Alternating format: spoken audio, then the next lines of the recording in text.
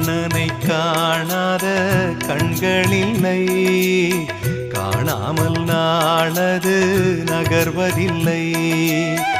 கண்ணனென்றாலும் கள்வனென்றாலும் கருணை புரிவான் ஸ்ரீ கிருஷ்ண பகவான்.